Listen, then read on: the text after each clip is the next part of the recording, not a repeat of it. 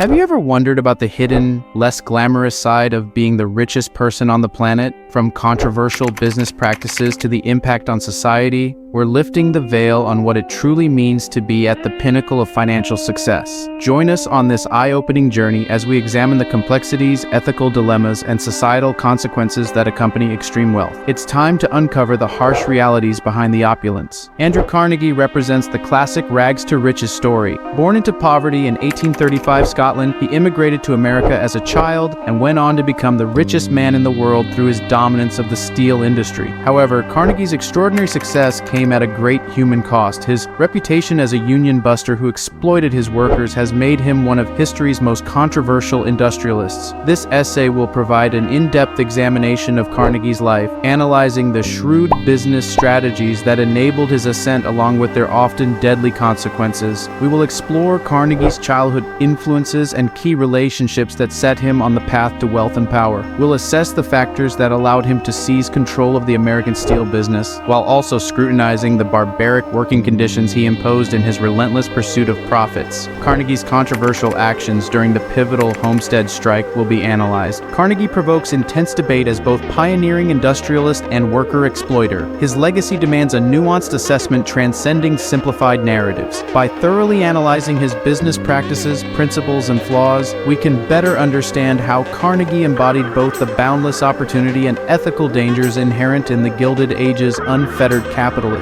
What early experiences shaped Carnegie's business abilities and philosophy? Carnegie's rise from poverty to extreme wealth was enabled by a potent mix of childhood influences. Born in Scotland in 1835, his family lived in a one-room cottage and struggled on his father's meager income as a hand weaver. This instilled an early drive to support his family financially, but it was witnessing his father's unemployment due to technological advances that profoundly shaped Carnegie's business outlook. He became resolved to always stay ahead of innovations that could make established processes obsolete. At age 13, Carnegie immigrated with his family to America, where they remained in dire poverty. Carnegie was forced to drop out of school and work grueling 12-hour days in factories. He resented the monotonous manual labor and resolved to find a career that could provide more intellectual stimulation and income security. This motivated his constant efforts later to integrate new technologies in his companies. A job as a telegraph messenger boy then delivered Carnegie's big break, a chance to learn the railroad business under the mentorship of executive Thomas Scott. This relationship allowed Carnegie to make key industry contacts while absorbing invaluable lessons about efficiency management and negotiation. From these formative experiences emerged the competitive, technologically progressive business ethos that would power Carnegie's ascent and make him a titan of America's Gilded Age. How did Carnegie successfully adapt new steel production processes to dominate the industry? Carnegie's rise from modest means to titanic wealth was enabled by his recognition of new steel production technologies and how to strategically apply them. In the late 19th century, the traditional steelmaking processes were slow and costly, limiting steel's feasibility for large-scale projects. But two innovations radically changed this. The first was the Bessemer process, which enabled fast, affordable steel conversion from iron. The second was improved chemical processes allowing the use of the abundant raw material phosphorus in steelmaking. Carnegie astutely recognized that these breakthroughs could transform global infrastructure if harnessed properly at large economies of scale. He invested heavily in state-of-the-art steel plants designed specifically to exploit the new methods. By keeping his facilities on the cutting edge, Carnegie could undercut competitors, flood the market with cheap steel rails and girders, and fuel America's expansion. He also pursued vertical integration, controlling his company's supply chains from raw materials to distribution. This allowed unprecedented coordination and cost control.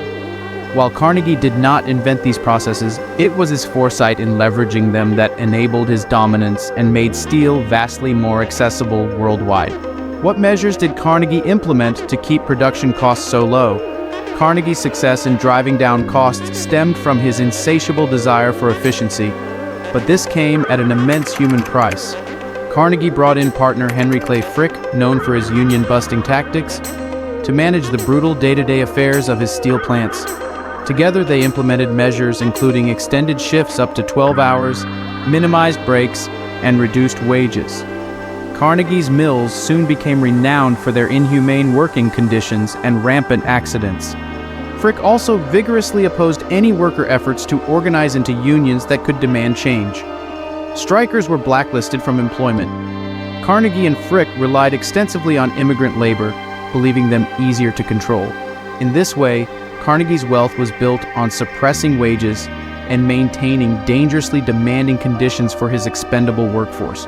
By exerting complete authority and minimizing labor costs, Carnegie could sell his steel at the lowest prices and keep growing his empire no matter the human sacrifices required along the way. Why did Carnegie feel so threatened by the formation of unions among his workers? For Carnegie, unions represented an intolerable challenge to his control and authority within his own plans. If workers organized into unified bodies, they could make demands like higher wages, shorter hours, and safer conditions that would raise costs and undermine Carnegie's business model. Beyond just threatening his profit margins, Carnegie likely took the prospect of unionization as a personal affront from his employees. Having risen from nothing, Carnegie believed his unprecedented success was the just reward for his business talents. In his view, as the visionary in charge, he was best positioned to determine how the company should operate. Workers organizing to make their own demands struck at Carnegie's immense sense of entitlement as owner and master. Allowing unions a seat at the table could also open the door to wider government labor regulations. With his focus on sheer production maximization and belief in his own wisdom, Carnegie vowed to crush any unified worker efforts that could undermine his sovereignty over his company's operations. How did Carnegie attempt to distance himself from the deadly consequences of the Homestead strike? The 1892 Homestead strike encapsulates Carnegie's willingness to maximize profits regardless of ethical concerns.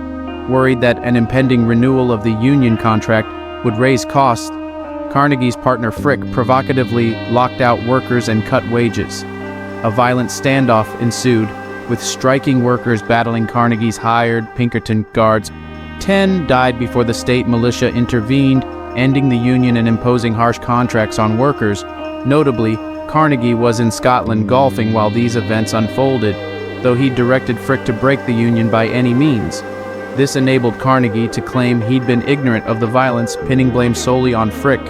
But correspondence clearly shows Carnegie knew a confrontation was imminent and continued pressuring Frick to achieve victory over the union at all costs.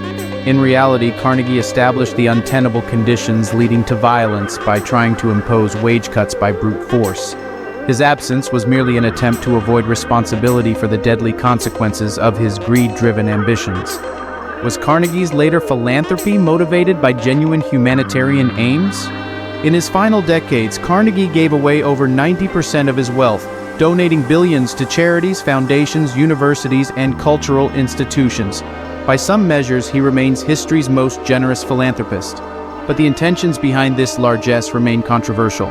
Many contemporary critics viewed Carnegie's philanthropy cynically, believing it aimed to cleanse his conscience and reputation after decades of controversial business practices. Carnegie was keenly aware he'd earned a reputation as a greedy robber baron who'd built his fortune through the blood and sweat of mistreated workers.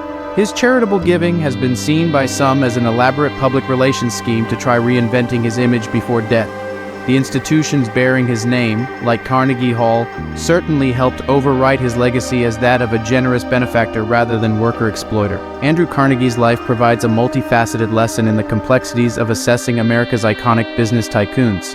Carnegie embodied virtues like vision, determination, embrace of innovation, and spirit of philanthropy that indeed made him a titan. However, these same traits also enabled immense harm when combined with his limitless greed and indifference to workers' lives. Carnegie serves as both inspiration and cautionary tale, encapsulating capitalism's endless capacity for achievement and abuse. His legacy demonstrates that financial success and human decency need not be mutually exclusive, but without moral leadership, the former will almost always come at the cost of the latter. For today's business leaders, Carnegie epitomizes this enduring tension between progress and ethics inherent in American free enterprise. As we wrap up this exploration into the ugly truth behind being the richest person in the world, we hope this journey has sparked thoughtful reflection. If you found this examination into the complexities of extreme wealth intriguing, don't forget to hit that like button below and subscribe for more insightful discussions. Your support fuels our quest for understanding the multifaceted nature of wealth. Share your thoughts in the comments and let's continue this conversation. Thank you for joining.